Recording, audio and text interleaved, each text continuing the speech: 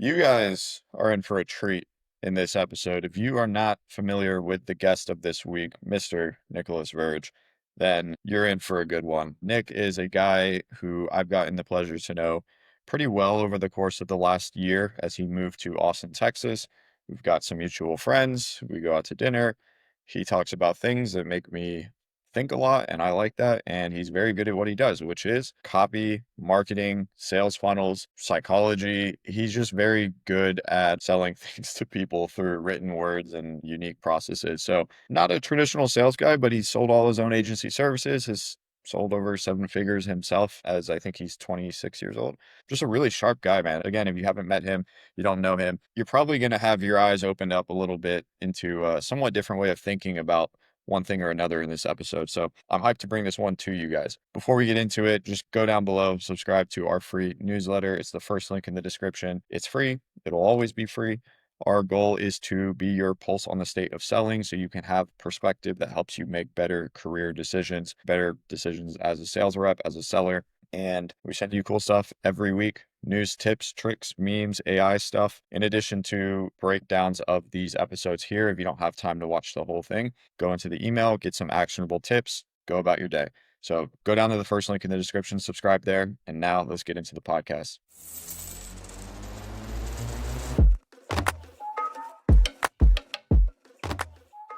All right, you guys, we are back with another Because of Sales podcast. We've got someone on this week who sells a thing or two here and there. Been doing it for a while, but yeah, I mean, you take sales calls here and there for your own business, but primarily selling on behalf of clients through words, videos, a little bit different, not just ripping sales calls yourself. So Nick, thanks for coming on, man. What's up, dude? I'm excited to be here. Yeah, I feel like a lot of what I do is I make your guys' job easy. So it's like you guys can just be an order taker on the phone. So I guess should we start with background and then just go from there? I think you just hooked a lot of people in. We like to make our job easy. So how did you end up in this world of copy and writing? You've probably told this story before, but let's lay some context. It's kind of like obligation, right? It's like a musician on a podcast and how'd you find your love for music? They're going to ask that every single time. I honestly was just trying to figure out how to make money online. And through a series of fortunate and unfortunate events, I stumbled onto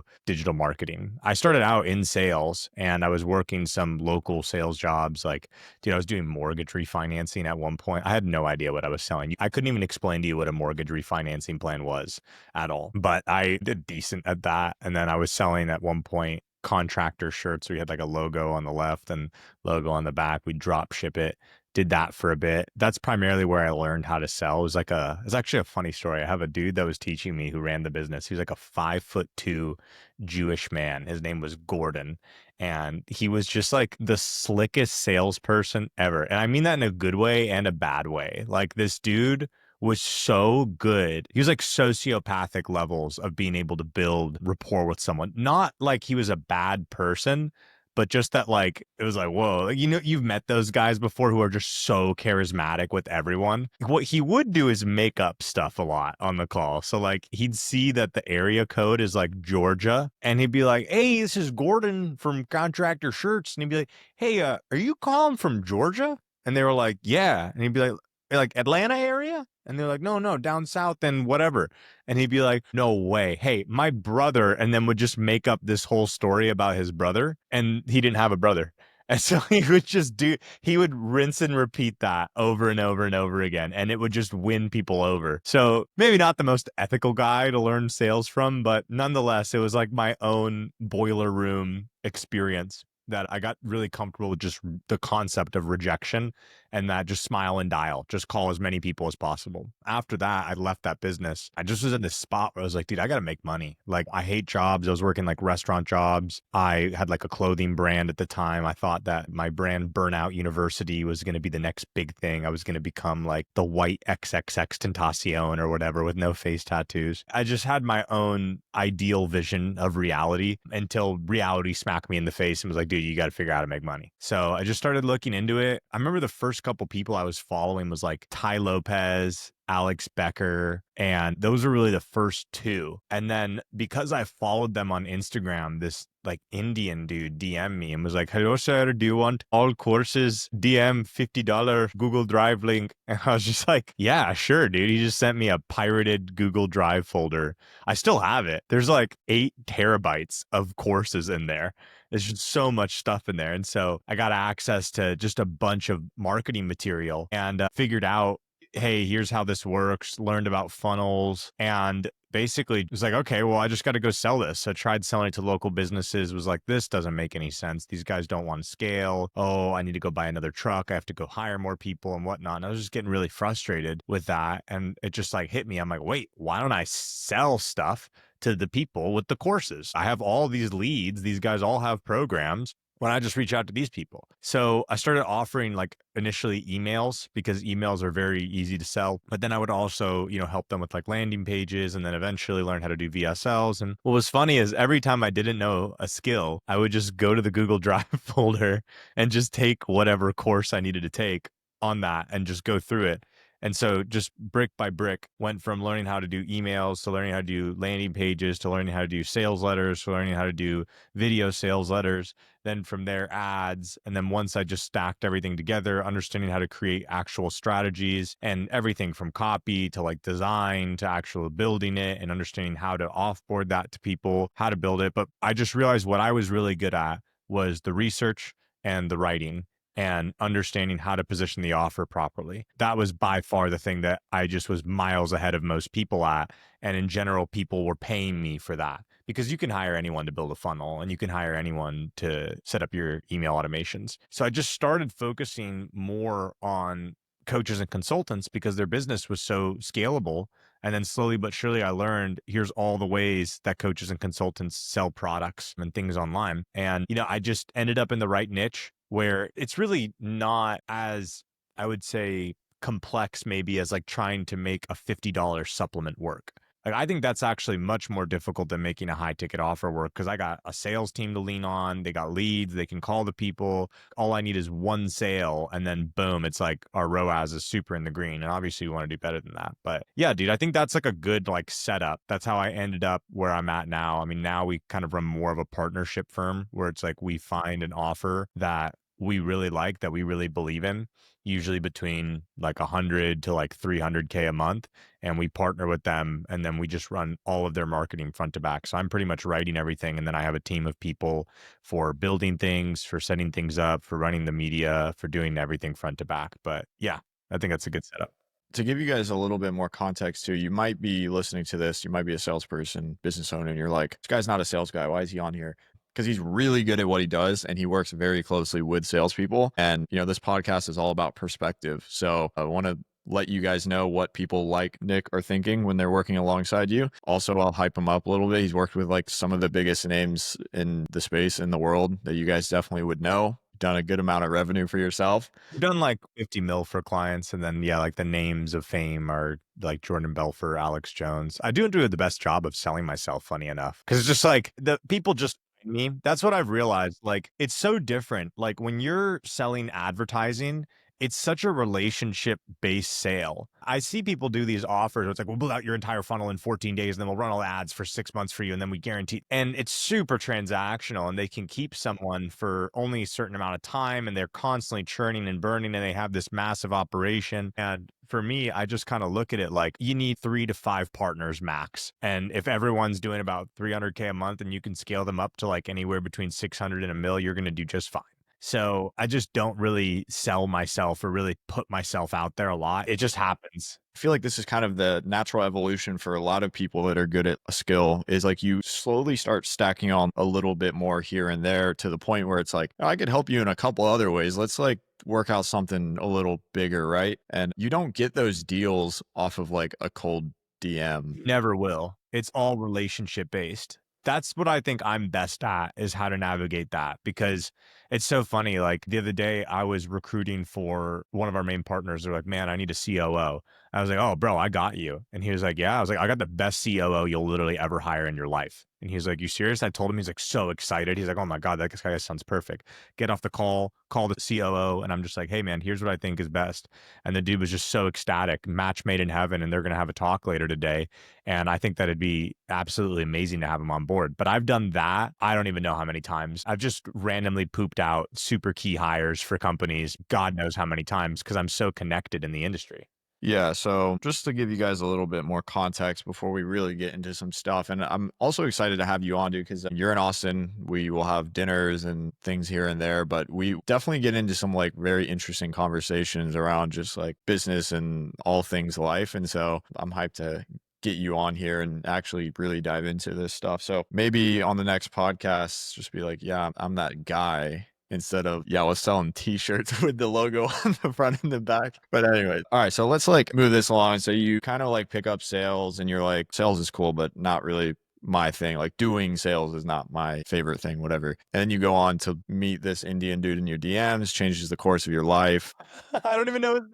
Don't even know his name. You should go back and thank him. I should go find him and be like, "Hello, sir." Give him something back. I don't know what you could give him, but Just send him $100, change his life. Yeah. what year would you say, like, okay, you're like, I'm gonna be writing emails and building on that. Like, what year are we in right now? 2019, 2020.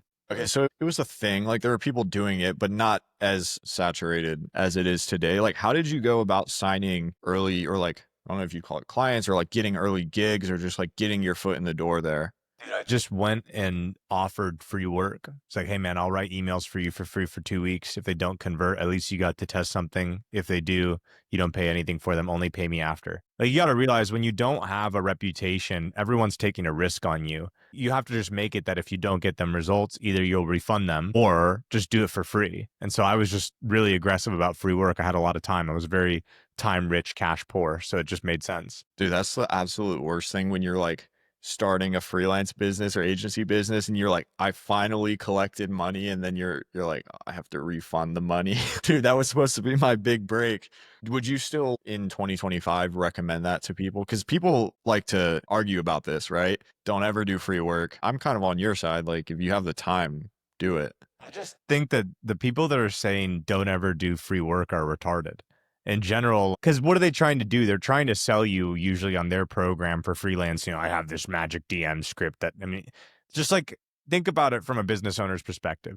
I'm going to ask you, do you have any case studies or can you show me any work you've done? And so I just think the best thing to do, like if you have no work whatsoever, find an influencer. And this is if you're a freelancer. I mean, if you're a salesperson, it's a little bit different, right? Because sure, you could totally be like, "Hey, man, I want to close for your offer. Put me on 10 calls. I won't charge you any commission on those 10 calls. And if I don't close a minimum at 30%, just fire me." That's ballsy, dude. And a business owner who's actually about it, when they see that, they're like, "You know what? Fuck yeah, I like this guy. This is great." That shows me you have drive, you have hunger, and you're willing to put your nuts on the table, which is like, that's a rare trait. I think what most guys, and in general, most salespeople, not just, business people and people starting out in their freelancing journey and agency and whatnot, what they really underestimate is just really, really solid character. I was reviewing some applications for one of our partners the other day, and I'm looking through the different women that apply because it's like a female closer role, and it was just atrocious. It was so bad.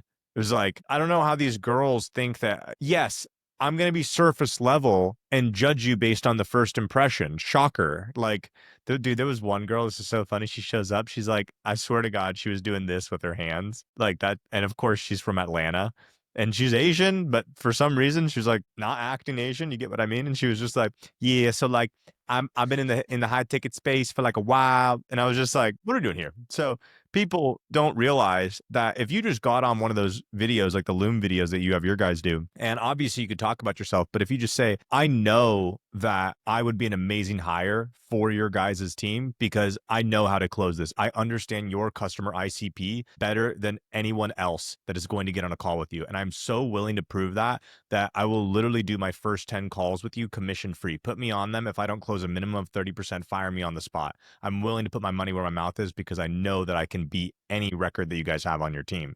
Look, are you going to always hit it home? No. But you know what, dude? If I hired someone on a team and they didn't do that, but they did close like 3 deals and it was good, I still keep them. You know what I mean? Because they think that I need to hit a thing, otherwise they're going to fire me. No, sometimes they're just going to be like, this guy's awesome. Fuck yeah. That's how I did it in the remote closing space. I was on a trial to start. I got disqualified on the interview, followed up twice. I was the only guy who followed up and went on a 1 week trial, met the threshold and went on full time. And like, now here we are. So I'm a big proponent of that. But how do you, I mean, you kind of just went into it, but there's definitely a lot of people out there who are offering free work. And like a guy like you or me, it's like, I lose a significant amount if the free work, it's not all upside, right? Like, so how do you cut through the noise as whether you're a salesperson or a business owner, aside from just being like really stern and confident? Like, is there anything else you would say has worked on you personally or? I do think that the confidence can work, but yeah, I think that if you just show you understand the business, because if you actually did your research, so let's say that, I don't know, I'm just going to make something up. Let's say that I'm like a diabetes offer, like I help people reverse diabetic issues. And I have like a podcast, like I'm a guru that teaches this and I have a podcast. And you went and listened to 5 of my podcasts and you read my book. And like, let's just say you really want to close for this offer. And you legit reached out to me and told me that I've gone through your content. I've literally read your book. I have it right here. And you pull it up on the Loom. And people be like, oh, this is so unsustainable. You only got to do it fucking once, only once. And then you're set, dude. That it takes one time for you to hit it. And then that person could literally be the person that you end up become the sales manager. You run this massive team. And then from there, so much can happen. So I tell people that go pick the job that you want and then show that person that you are the right fit for that company. That to me is a really, really key point. You know, programs like yours, where you're putting these companies in front of them, they should just pick the one they want the most and then just stand out from everyone else. You know how many people just submit the same application? They don't even customize it. They submit literally a generic Loom. Here's why I'd be a good fit for your offer. I know how to close. It's like, all righty, dude. There was like one thing that came to mind. If I think of like all the cold emails, cold DMs, the ones that I actually respond to, where I'll book a call, even if I don't even feel like I need that service right now, like maybe I could use it if it's super good, whatever, but it's always like the hyper personalized effort. It's like, no, I actually watched 3 hours of your videos and here's proof or something, like not the custom field, like pull my recent tweet, automate. It's like some weird joke that doesn't even make sense. You're just gonna get like poor people if you do that shit. That's like the worst way. It's just like, okay, if you're doing the same thing as third world people, do you really think that you're gonna crush it? Like, you know what I mean? You're gonna end up like the guy who sold me in the DMs. You'll make like $50 here and there, but you're not gonna make big money. All right. So I'm trying to remember how we got here. You said you, to start, like getting your first work, you were just offering free. So is that how we got here? Right. Okay. And then assuming whether it was the first time, the second time, third time, whatever, it started to work. You started to get traction, showing people that you actually know what you're doing. Do you remember the first time that you charged like a good amount of money for your services? I think the biggest amount that was like a big amount, because I'll say this, I've closed deals for like 75K, and then I've done deals, like the first big deal that I did was probably about, I think like 8K. And, you know, I'm 20 or 21 when I did that. I was living in Phoenix. I remember exactly where I was. The coffee shop's not open anymore, but I remember being on the Zoom with the guy and he was like, all right, Nick, let's do it. And I was just like, what? Oh, I was so ecstatic. I went and got gelato. I was like, I'm big pimping. Like, I'm crushing it, dude. I thought that was crazy. But yeah, I remember that being like the first pop that was like a big pop. But now, like, we won't even work with someone for anything under like 10K a month plus a percentage. So, you know, it's much different now. Like, dude, I have to constantly push people away and just disqualify people on price. So, like, sometimes I'll get on calls with people, and if I can tell the person's going to be kind of difficult, I'll just double the price. And it's just like, dude, we make so much already with the other partners. Like, do I want to make more? Yes. But do I want to make my life hell? No. My partners right now are awesome and we don't struggle to work with them. Like, they're amazing. So I think learning to sell really high ticket is just being really comfortable with that amount of money coming into your bank account and expecting it. No, that's pretty cool. I mean, it's one thing to make a lot of money on rev share, which is awesome, but to have that like retainer, that downside protection, and like have clients who retain on that, like that's not an easy spot to get to. But we do really good work, so it's pretty simple. I think that what's interesting is that sometimes a client will be like, well, I don't want to pay a flat fee and on top of that a percentage. And I'll just be like, do you just want to pay a percentage? And they'll be like, yeah. I'm like, cool. You know what I mean? Like, it's one of those things where if it makes sense and the business owner is doing enough volume that they just want to have me on percentage basis and that's it, like that makes sense. But a lot of the times, I think that with most businesses that are like under 500K a month, it makes sense to have that downside protected for sure. I had something I was gonna add on to that, but I forgot about it. So, anyways, we're kind of like mixing past and present. You got an agency. Would you call it an agency? Some people get like, they're like, it's not an agency, it's a company. Like, what do you call yours? To me, it's like we partner with people. So if you want to call it an agency, if you want to call it a firm, if all I know that makes the most sense to me is that I handle people's paid acquisition end to end. And then whatever you want to call it that makes you feel better, go ahead. That's how I kind of position it. No, I was talking to a guy one time and I accidentally called his business an agency. He was upset about that. Yeah, he got offended. He's like, "Oh, no, he's not the same as reputation." I'm like, "Okay, do you offer a service to someone that requires you to have to outsource the?" Yeah, okay, yeah, you're an agency. I was gonna ask you, I think I know the answer, but you still take your own sales calls, right? Oh, I never will let someone else take sales calls for me. That's for sure.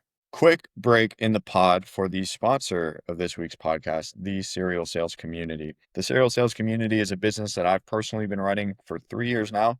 We help people like you go from potentially a sales job that you're not necessarily in love with into one that you do love, one that is remote, one that gives you more schedule freedom, flexibility, contractor benefits. It is the 1099 appointment setting or remote closing space. You're selling for companies such as online coaching, consulting services, masterminds, boot camps, software companies sometimes, cash flow positive businesses that really need more space on their calendar and more help on the sales side so they can focus on growing the business and not just being a sales rep themselves. We've worked with over 500 people now to break into this, whether they had a long sales background, a short one, or none at all. And we're pretty damn good at it. I'm not going to lie to you. So if you do want to check that out and you're at all interested in the remote selling space and you've got the skill, you want a new opportunity, go down to the second link in the description. There's a video on the page. Check it out. Watch it. If you want to book a call, mention because of sales and we will give you 5% off any membership you choose. Don't forget, mention because of sales, 5% off for you. Now back in the pod. We've had a few people on here that run agencies, and I think the people that are like have been doing it for a long time usually fall in that category of like, yeah, I'm just always going to do my own sales calls because I'm the best at it and it's the highest ROI thing for me to do. I don't even know if it's that, Dylan. Like for me, it's like I bet you I could probably find someone that could close better than me, but it's more about the fact that two things. Number one is I'm who they're going to be working with. And so setting up the relationship the right way, right out the jump, I think really makes sense. Number two, because I'm the one that's working with them, I want to make sure I actually like them.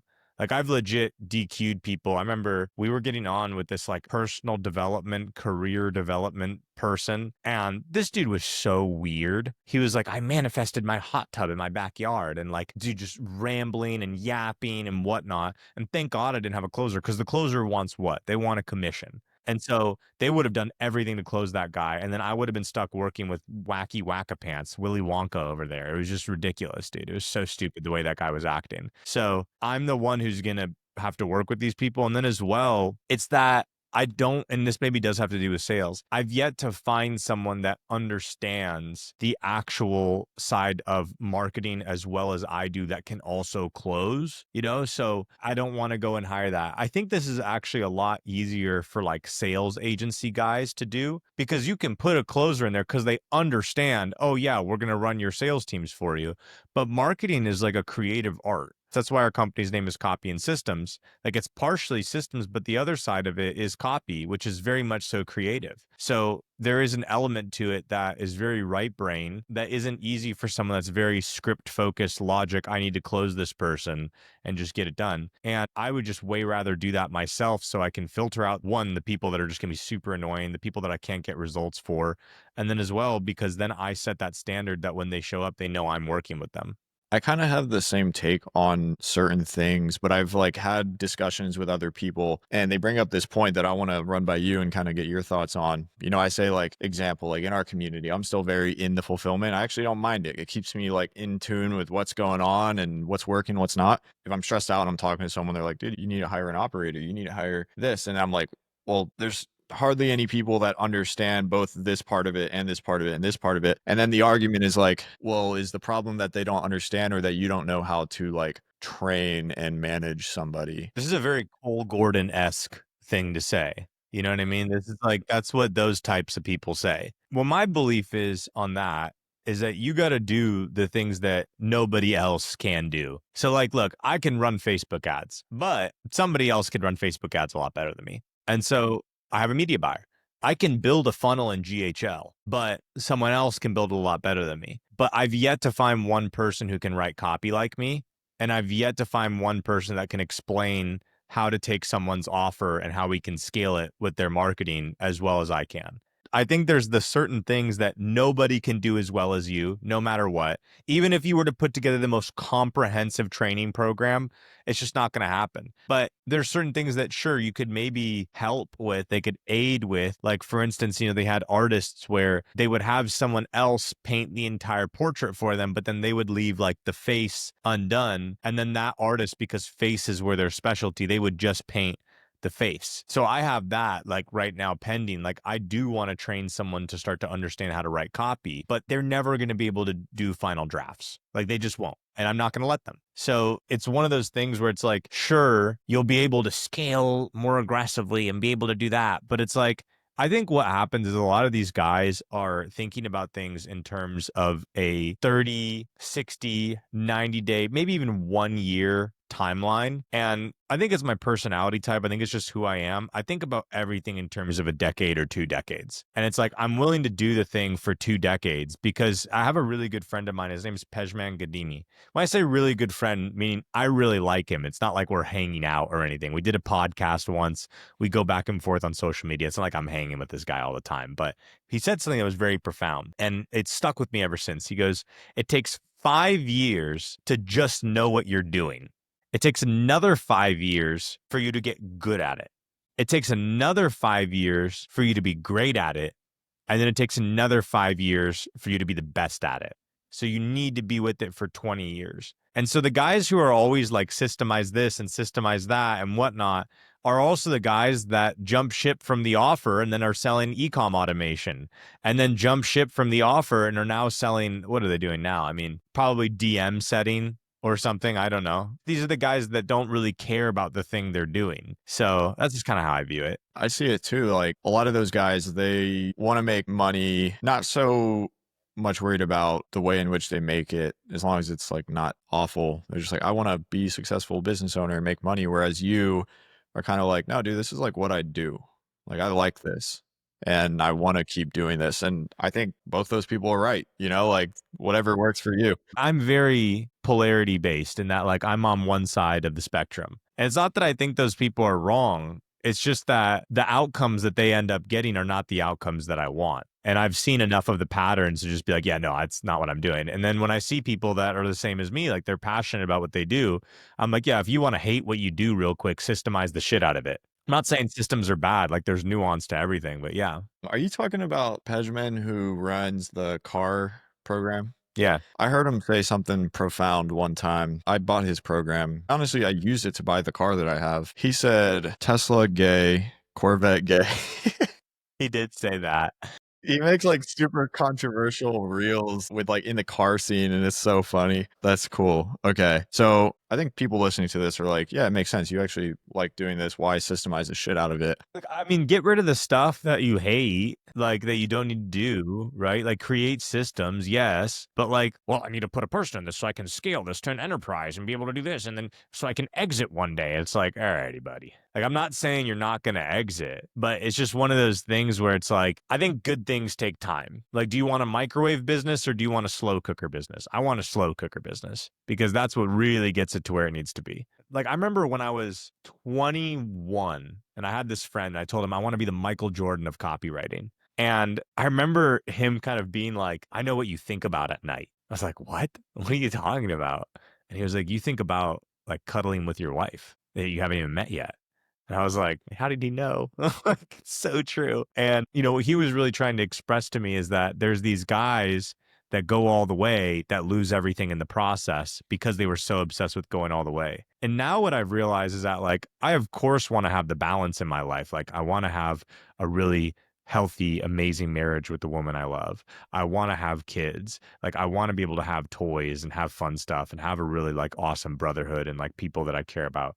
But I also want to dominate and win at what I do. And I'm never going to apologize for that. And I'm never going to try and shrink myself down to make other people feel comfortable. When I hear someone else say that they're a really good copywriter, I get a little pissed off. Like, whenever I hear someone else claim that they're the best at something like copy or marketing related, I'm like, no, you're not. And I think that that's a very healthy thing to have, that want and that desire to be the best, not because you need to shit on other people, but because you know that's just who you are. This is what you do. You've identified as the best. It's like if I say I'm Nicholas Verge and someone comes in, they're like, no, I'm Nicholas Verge. I'd be like, no, you're not, right? Just as much there. So I think a lot of it is identity and what you want, but then also setting that timeline. I know that when I hit this at year 20, right, there's not even going to be anyone remotely on my level. Those guys are going to have all phased out and gone into real estate or some dumb shit. I don't know, whatever they want to do that's boring. I want to always be doing stuff that's creative, that's fun. Speaking of creative and fun things, when you're vetting like people to work with, let's just Super assume fun. they can. What's that? Super fun.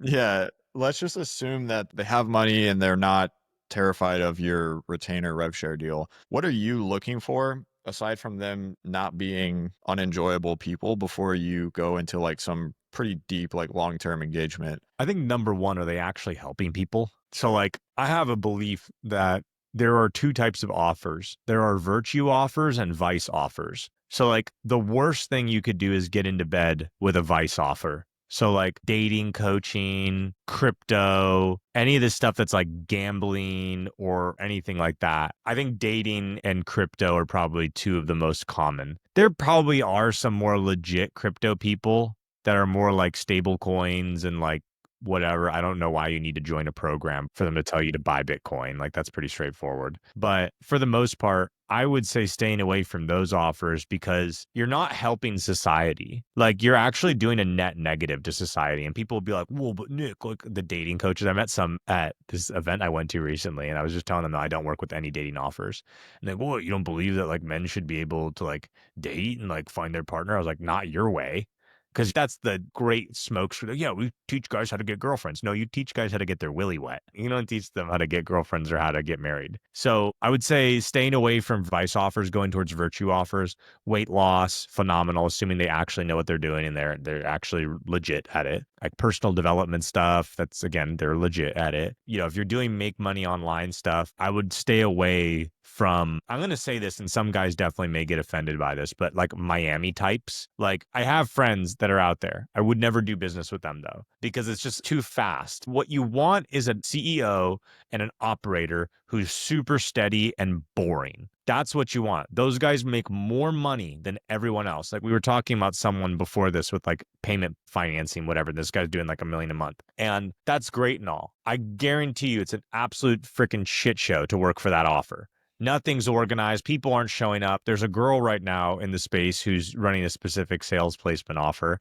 I think you can guess who I'm talking about. Sales training, something like Her Sales Academy. I'll just say that. So it's a shit show. and the fulfillment's a shit show and everything's a shit show. Like, you want someone who's actually super boring. You want someone with like Asperger's level of boring and routine. That's the best person to work with. Married guys, have kids, or like at least like just really good people, solid, love working a lot. That's the person you want to work with, because the business is a lot more stable. And I'm sure you've seen this even when you were doing the agency, working with businesses where it's like the business owner is just an absolute nut and they're all over the place and they're going out doing this, traveling and whatnot. And you're like, dude, when are you running the business? Like, I need you to be on camera and shooting stuff or doing this. They just struggle.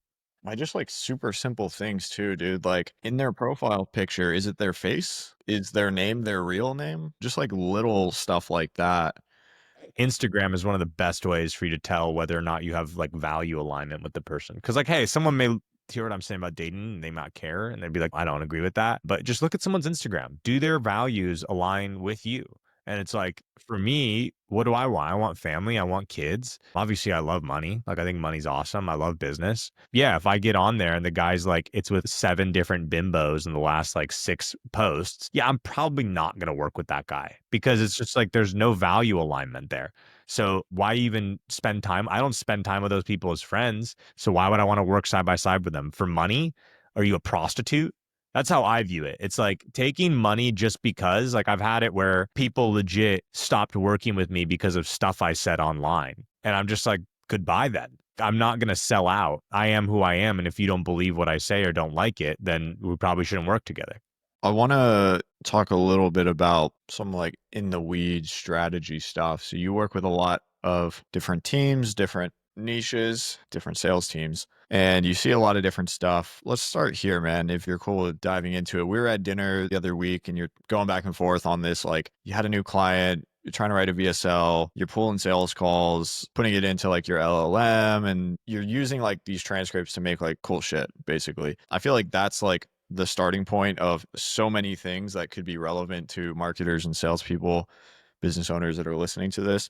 I don't know, man. I feel like you probably have like a lot of cool stuff to share. So I'm trying to see like what is. I think I know where to take it. I think I know what you're asking. I mean, like for me, I think that what makes marketing easy and what makes sales easy is understanding that individuals are like people one on one are not predictable, but the masses are predictable. So it's like this is statistics in a nutshell. It's like I can generalize and understand something about someone. So let's just say I have this marriage counseling offer. A lot of these men struggle with communication. If I go through, like we have over 5,000 applications that I have on just a CSV file every single day, like a couple dozen get added to it.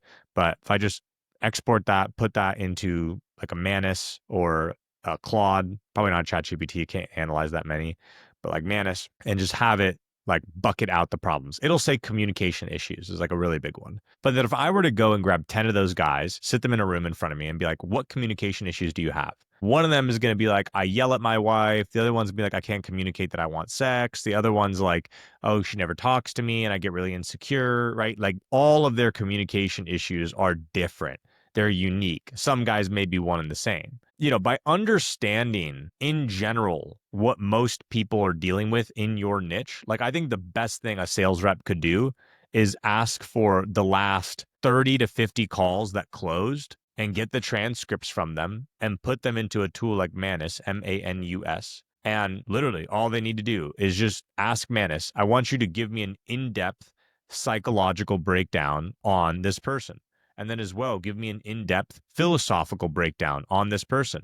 And then as well, like if you were training a sales rep on how to talk to this person, what would you ask? What would you tell them? Right. And just going and reading these reports that it'll spit back that are anywhere from like 20 to 30 pages will give you heaps of insights. So by understanding that like everything is just data. And so like all the closes, that's a set of data. All the people who didn't close, that's a set of data. I think that's really useful for anyone. And that's how I do it. Before I write anything, I pump out all these different reports. Like today I was doing it where I've been going through Myers-Briggs, which is like the personality type test, and been filtering stuff based on that. And that's been really cool to see. Because like when you understand, like imagine you could get on a call and just within a couple of questions know, here's the personality type of this individual. Then you know how to talk to them. You know what they need. So I personally think that understanding psychology and philosophy, while I don't think psychology is like a hard science, it's useful. But philosophy and that are going to be very useful for you understanding, okay, how do I get on a call with someone and understand how to navigate it, right? And just understanding who that person is. And then as well, like you can just see the patterns and just understanding that person across from you better than they understand themselves. I'm curious with you, let's say you're taking on a new client, and as a partner, you're doing more than just like writing words and being like, here you go, good luck. You're looking at everything that contributes to them closing deals so they pay a rev share that grows and you're happy, right? But let's say they have a bottleneck like in the show rate. We talked a little bit before about show rates. Let's say they have a bottleneck on the qualified leads, however you want to describe that, or close rate. If you can tell that a business has a sales problem, there's a lot of things upstream that could be leading to that. Let's say the sales team is good enough, right? Like the sales team themselves, the people are not the problem. Like what are you looking at upstream to kind of diagnose like why these metrics are not where we want them to be? Well, I'll actually first start downstream before I need to go fix a bunch of shit upstream because usually upstream is more difficult to fix than downstream. So, like, first and foremost, are we texting these people? Like, hey, could we give them a call when they book in and just confirm it? Right, like, I remember I was on an offer and they're like, oh, our show rate's really suffering. It's like, okay, are we calling the people before they're called? No. Why? Well, we don't want to pull the people away from what they're doing. I'm like, just hire someone to do that full time or part time or whatever. Or can we send out like texts at least? Like it just was really silly what they were doing for their pre call process. So, like, I'll start there. Then what I'll do is I'll go a little bit upstream. Okay, what about the emails? So, I did this with one of our offers and it was landing in spam. Didn't even realize it because they switched the email domains on it. It's like, ah, crap. So that sucks. So we fixed that. And then from there, okay, show rate bumps up a little bit. But this is something that you can't really see right away. It takes a couple of weeks for it to really kick in. Then from there, it's like going further upstream. Okay, I don't really think we have a good thank you video that really preps them properly. And then we could probably do a better pre-call video and we could get them gauged and ready for the call. And then from there further up, I wouldn't really go to front end for show rate. It's going to be mainly thank you page and onward. How custom that part that we're talking about, like kind of between closing call and the pre-call video, talking thank you page, emails, how much of that do you try to make like custom fit? Because you mentioned like, hey, the masses are similar, the individual is unique. How much of that are you trying to like make super custom versus just like not like one size fits all, but like pretty general? We have a framework we use for what we want to get, but it's like we have to customize it to the message of what they're saying, and swap it out. But yeah, like I'll experiment with some of our higher volume clients. Like, hey, why don't we try for a week and just do this type of application? Like we have one right now that we're working on that I'm really, really excited about. If it works, awesome. I'll implement it as a protocol for all of our partners. If it doesn't, it's all good. So I think that it's case by case. But everything is custom, yeah. Because I just said it earlier, like you see these offers, like I'll build your whole funnel in 14 days. I'm like, I guarantee you that's a piece of shit funnel that doesn't convert at all. And if it does convert, it's just like the same as, running a brand that's like sale, sale, sale, sale. Like that's why it's going to convert because they're just discounting you and positioning you like a monkey with symbols. Go high level snapshot with some custom fields and Hire Rajneesh to build it out and then hire Rajneesh to do the copy. Like that'll definitely convert. Oh, I don't know why we've spent 10 grand on ads and nothing's converted. It's like, well, maybe don't hire third world talent positioned as first world talent to do your stuff for you. that's funny. So yeah, I mean, we've said it a couple of times. You're shoulder to shoulder with these sales teams. Are there any teams that you've worked with? It could be just the sales reps themselves. It could be the management. It could be the whole team altogether that you worked with them and you were just like, holy shit, these guys are legit and it's for these reasons. Like anything come to mind? I mean, the current team with the marriage counseling offer that we're on, they're really solid. I can't say specifically like what it is other than they really understand the ICP and all these guys can speak to the ICP, the ideal customer profile. Like they can speak to that person pretty well. I think I get the question you're asking. I don't know if I have specific insights there on what makes them so good. I can tell you what makes people suck and then just do the opposite of that. I think that in general, the industry is like, you guys are so spoiled by people like me that just like make it so easy for calls to just show up and close without you really having to do anything that when someone does have a little bit of resistance or maybe someone doesn't buy right then and there, they're not even closers. They're like credit card collectors. They're like order takers who answer questions and then ask some like, Jeremy Minor NEPQ questions. And they're like, I got it. Dude, the best people, what they do is when they get on an offer, they start treating everything like a book of business. And so, even if someone doesn't close right then and there, they'll still keep that person in their phone and they'll like check in with them. They follow up. Like, this is the thing that drives me insane. Like, client, we need more applications. We need more sets. We need more people coming in. And it's like, what about the people that we've already paid for? And they're there. So this month inside of the marriage counseling offer, because we decided to start putting setters back on it. I don't know why we took them off ever, but we had a record breaking month last month at around like 630K, maybe like around 640. And this month we are on track to do the exact same with half the ad spend, because the setters called them and are calling people who previously were just on our list and haven't booked in yet. So it's like, it works really well if you just follow up and just reach out to people and just do your thing. And people will be like, oh, I already texted them 2 times. I don't want to do that. And I'm just like, dude, who cares? Who cares, brother? Like, just keep texting them. But dude, if I had something like what I would do with, say, we're doing the marriage counseling offer, I would just keep sending them every time a blog post gets updated, every time a new video comes out, randomly checking in with stuff once a week, just dropping them. And what you'll see is that on like text number 9, you'll have 2 types of people. The fuck off guy who's like, stop texting me. And then the other guy who's like, hey, John, I'd like to book in a call with you. Let me know what time works best for you. And they just are like, good to go. And people are like so scared to do that. And I'm just like, dude, you got to care about the person, because nobody books in a sales call that doesn't have a problem. Like, nobody's like, yes, sales call. It's not like a sauna session or a massage. People don't book in a massage because they're great. They book it in because I'm tense, I'm tight, right? That's what it is. So I just think that a lot of reps, what makes them suck and what makes the team not be good is they just are so spoiled and just are baby back bitches in the way that they run their business, their personal business, their 1099 business. They don't treat it like a book of business. If they didn't close on the first time, I'm done, right? Because Dan Locke told me something else. Does anyone even do Dan Locke anymore? Is he even a thing anymore? No. I mean, I don't know, dude. Not that I know of, but I know, you're doing a lot of this stuff pre-call. We're talking about people who either don't know how to follow up or don't like following up. Is there anything that you are doing personally, like post-call, that's like keeping these people engaged? Because I've heard people doing like segmenting and sending like certain types of, not reminders, but updates, but like doing this in like a mass, not like super iMessage one-to-one, but like, okay, they didn't close, they had spouse objection, let's put them here and send them this stuff. Like, are you messing with anything like that? We do want to try some of that, but just newsletter is the best way to do that, dude. Because then it's like they just stay in the ecosystem. And like, what we really want to do is, if someone's like not a good fit, right, and they just DQ, is basically just offer them like a free training that then takes them to like a 2K webinar, and then still give the commission a little bit to the setter or the closer there. Like, we'll play around with some of that down the road, but right now, just keep them on the newsletter and let's just keep hitting them, because we hit pretty frequently on the newsletter that it does a good enough job of like, hey, if they're ready to go in a month, they'll remember us. Yeah, that makes sense.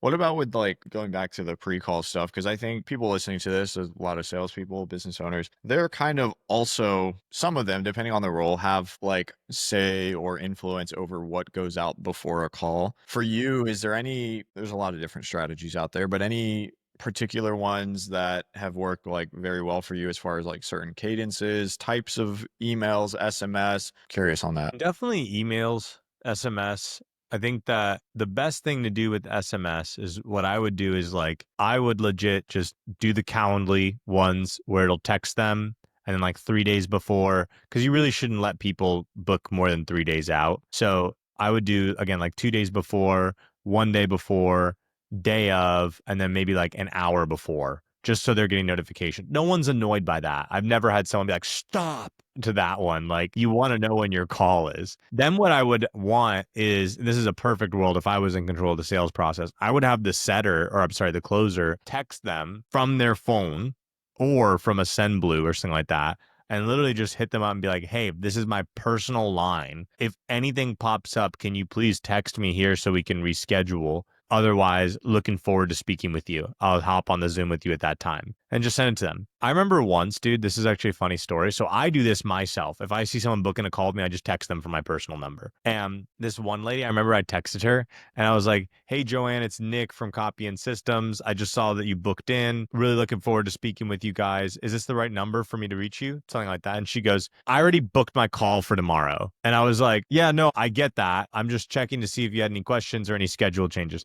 She doesn't respond to anything. And then we get on tomorrow. And what do you know? She was a shit prospect and awful to speak with and just a bad person. And I didn't enjoy her at all. And I felt like she was a disorganized mess. So it's like, you could tell a lot just by how someone responds to you. And even just if someone gives you like a thumbs up, solid, that's good. They already acknowledged it. That's what I would do for SMS. And then email. I've heard some people say that they email like when someone books in 5 times in a day, like the blast them approach. I understand 2, but 5, bro. If you email me 5 times in a day, I'm like, dude, what the heck? What's going on right now? I think that if you were to email someone twice, I would do 11 a.m. and 4 p.m. Because if you do 11 a.m., 4 p.m. Central, what you're getting is like 9 a.m. Pacific / 12 p.m. Eastern. So it's like 9, 11, 12 for those 3 in the morning. And then 4, you're getting 2 p.m., 4 p.m., 5 p.m., which I think are all really good time ranges where people will check their email. And I would say that's a really good sequence to send it morning and night. And what I would do is just think about, okay, what is someone going to want to see before a sales call?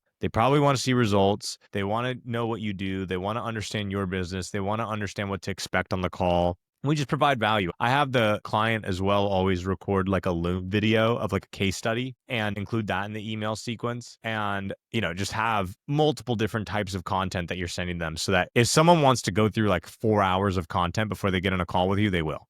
So my whole thing is just let people buy in a way that they want to buy. Some people won't go through any of the emails. Some people will go through every single one of it. Some people will glance through one and be like, okay, and then make a decision on the call. I'm still thinking about what you were talking about, the 2 different offers, the virtue or vice offers. Why is fitness virtue and why is dating vice? Like going way back to this, hold on. I understand there's different kinds of dating services. Like some are like, oh, here's how you're gonna get 6 dates this week versus like try to find your wife, like taking an honest approach at it. I don't know. I'm still thinking about that. Like I see fitness is sometimes rather predatory industry sometimes. Well, I think it just depends on the individual, right? I mean, you can have a fitness offer that's vice. The reason why I don't like dating offers is because more often than not, it's not that. They say that, like, oh, yeah, we're going to help you find your wife. And then what is it? It's just a bunch of guys fucking a bunch of girls. Oh, I finally figured out how to do this. I mean, dude, I come from like an Orthodox background. So it's like, for me, the way I view it is I don't think you should have sex before marriage. And I think that the best partner is going to probably come from your community. And like every time I've tried to not do that and do it from, I'm going to figure this out myself. I'm going to do this myself. Ended in flaming ball of shit. And so obviously there's people who've made it work. I have friends who have had sex before marriage and was totally fine and they're married and they're happy and whatnot. It's just that like what I said earlier, like I'm not a prostitute. If I don't align with your values, I'm not going to go sell it. Now, in terms of fitness, I think that, yeah, you can obviously have someone who's clearly like the guy's abusing steroids and he's like saying anyone can look like me or whatever, and doing that. I think that that's a case by case basis. But I've yet to find a single dating offer that's like actually, hey, here's how to find your wife and properly court her for a Christian marriage. No, it's like almost always going to be, hey, here's how to meet women. And then you go into the programs. The reason I'm saying this is I was literally the CMO of a dating offer like way back in the day in like 2021 when I had no morals. And it's like 2022 probably. Dude, oh my goodness. It's just a bunch of incels in there. That's all it is. A bunch of like really weird dudes who are like, I just need to figure out how to get my willy wet. It doesn't matter. It's a female spokesperson. It's a guy. It's a pickup artist. It's a Christian. Doesn't matter what it is. All of them, you're just going to get the weirdest guys in it. It feels icky because it is icky. Yeah, no, I get that. I just had to bring that back up because I was thinking through that. I was like, what is the reasoning here? Yeah. Okay, cool. Let's talk a little bit more about like Nick's business as we kind of round out things here. So you've been running similar style of business for 5+ years at this point. It's only really recently that we started doing the partnering though, and then as well like running the media. Like I did it for a while where I would just write all the stuff, but I got really tired of media buying agencies who just suck. And so I was like, well, we can do this way better than they can. So I just partnered with really good media buyers, brought them in. So many iterations to end up where we're at. I think it's very obvious to say, oh, yeah, how I'm going to scale my business is by just making my clients more money. But when I ask you about scaling your business and kind of like future plans where you're trying to take it, obviously, again, you have pride in your work, you want to do it the right way. Anything else immediately come to mind in terms of like how you hope to continue to grow this thing? Yeah, I mean, I think that your guys and maybe a business owner that's on here or whatnot, like, I think eventually they'll probably end up in like some form of like management or whatnot, or running this, wanting to run sales teams. And like we said, the best clients are all relationship based. So for me, I think the best way to really grow something like that, where you have a really high LTV with the client, like, we have it where one of our partners already, the LTV is as high as like 100 grand. I have like right now, one of them is at like 80. He's almost about to get to 100. He'll probably this month crack 100. And so it's like, okay, how do you go about getting more of those people? You need to be a thought leader. People got to come to you, and just people got to know you. So for me, my goal is like, I want to partner with like 5 to 10 really solid businesses and run their marketing. And obviously, we're going to have to scale out the team. Like, I can't be writing the copy for everyone. I'm probably just going to serve as copy chief. But my goal is just to run that model the way it works and not overcomplicate it, and just partner with these businesses, come in, run their entire stuff from front to back, just everything from messaging and strategy. And that'll probably be eventually where I just end up, that's all I'm doing is just messaging and strategy with the person and consulting with the clients. And then just everything to actually going to the point where we're running ads.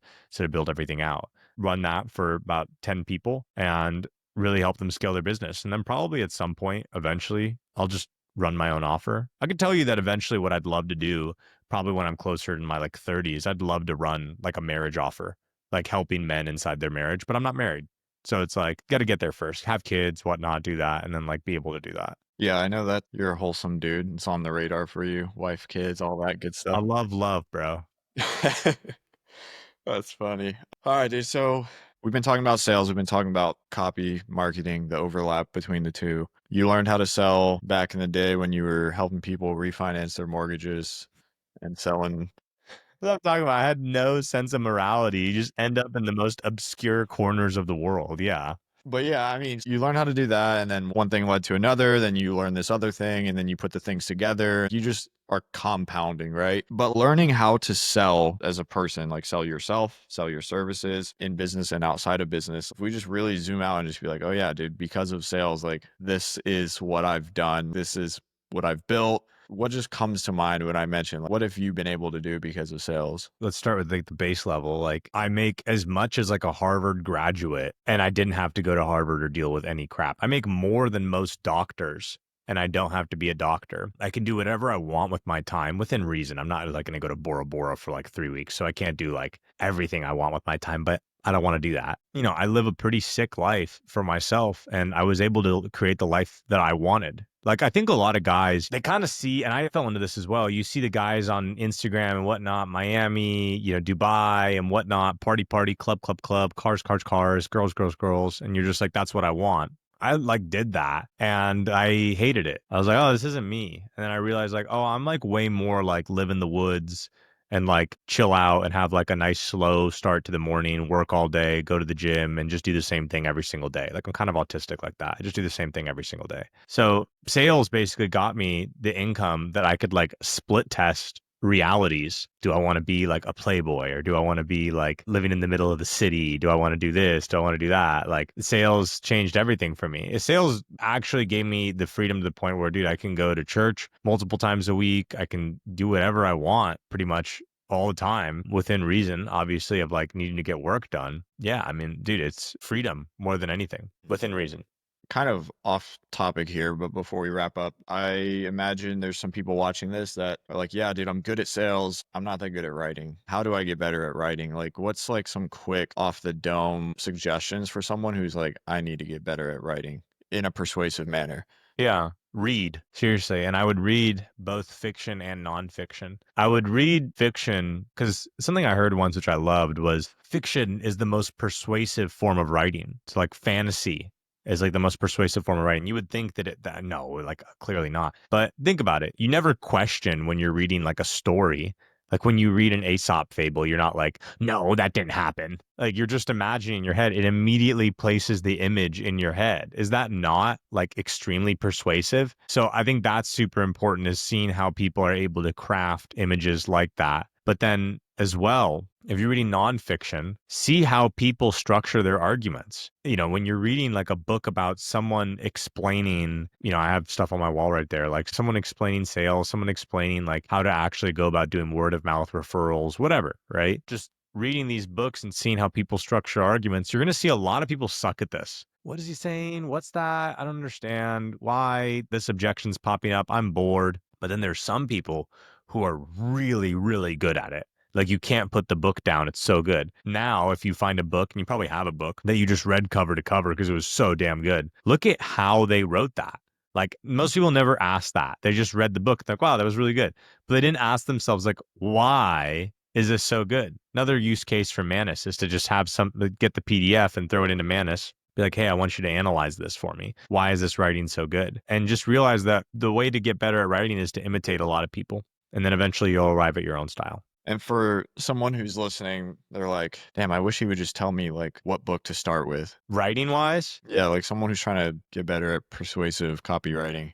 I think the best one that I've read recently and that I'm coming back to is The Wizard of Ads by Roy H. Williams. The reason I really like that book is because one, it's really easy to read and it's so entertaining. You like laugh while you're reading it because of the way he wrote this. But then as well, it's not like a super autistic, like, first, here's what you want to do. You want to write this headline and you want to do this, then you just say these, and then you got to do this. Like, it's not a linear, logical book. It's very much so him just giving you rules and just explaining things. And so you could read through that book once a quarter and get something new every single time from it. So I think that's a really, really good book. But then if someone wanted a very like logical, linear book, probably Breakthrough Advertising. That's the two that I would recommend. I don't think you really need much else outside of that for copy. I might have Breakthrough Advertising. The running joke is nobody's ever finished reading it.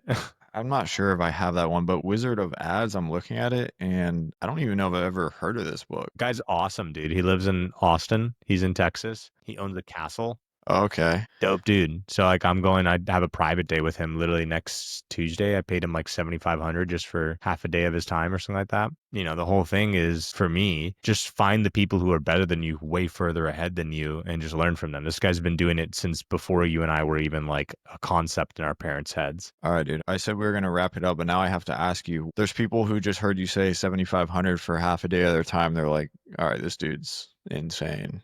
I mean, I understand because like I invest in people and things as well, but like to the people that just like cannot fathom paying that kind of money for that kind of time, like how do you justify that? Well, I can give a couple angles to this. Number one, I don't know anyone who owns a castle. And so it's like, if someone owns something that you want, then just ask them, how did you do this? Right? That's one thing. Number two is like, I understand that speed comes from clarity, and clarity is either you're going to have to figure it out with a lot of mistakes, or you're going to pay someone who's just going to tell you what to do and then you trust them. So it's like, by paying that guy $7,500, which to me, I'm honestly like, I'm shocked that it's not like 20 grand or whatever. Like, you know what I mean? But it's 7,500. I'm going to take seriously now what he's going to tell me to do on that private day. I just have found, dude, like the more you invest money, let's say that you have like 100 grand that you're going to invest into your education. Just accept that 25 out of that 100 grand is just, you're going to burn it. Like, you would have been better putting it into Bitcoin. 50 out of that 100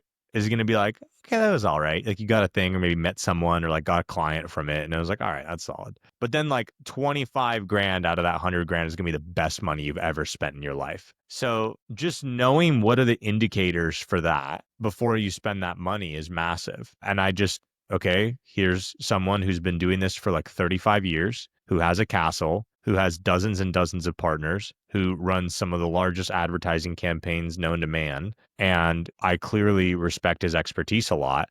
If I were to come to him and say, here's where I'm currently at, and this is the current roadblock I have, how do I get past this? Is he going to know how to help me get past that roadblock? Absolutely. So, I can either spend the next 3 years really trying to figure it out, or I could just pay him for a day and I'll probably figure it out within like 90 days. That's a really good like way to think about it. Like anybody listening to this that went to college, most of what you're learning and paying for is not what That's actually. the wasted category that you could have just lit it on fire and you'd be better off. Okay, maybe you took one class in college that, like, gives you a leg up for a job, but, like, all those other classes that you paid for, like, you don't even remember a single thing from them. Yeah, you'd probably be better off if you just took like a philosophy course because then it would at least like teach you to think. I'm looking at this guy, his site with, like, his newsletter posts. How long has he been writing these for, do you know? Years, decades. Probably is when email came out. Yeah. I'm gonna have to buy that book. I'm glad I asked. Alright, dude. For the salespeople that wanna ask you for jobs, where can they find you? Facebook and Instagram is the best spot. They have my name. Just look me up. Like that's who it is. And you can obviously reach out, do what I told you to do, and like maybe we can find a spot for you. But like we're pretty specific on who we hire because we have specific ICPs, but we could be listening to this in the future. I was joking about that. Don't hit him up. All right. I was like, yeah, I mean, sure. And the recruiting pipeline. For the 100 salespeople that wanna come and DM you about closing on a free trial for you, where do they go? Yeah. No, but for the salespeople who are on a team that has terrible copy and systems, do hit up this man. Hey, that's me. Just no dating offers. No dating offers, and it's not cheap. It ain't cheap, son. Yeah, but like, it's like what I said earlier. You want microwave results or you want slow cooker results? I like slow cooker. That's another thing. I think I told you this before, but every time we, like, hang out, I hear, like, some analogy or some, like, framework, and I'm, like, thinking about I'm like, "That was true, man." Yeah, I mean, I'm a writer. It's like what I do. Because like, what's the concept? Fast things usually are not as good as things that take time.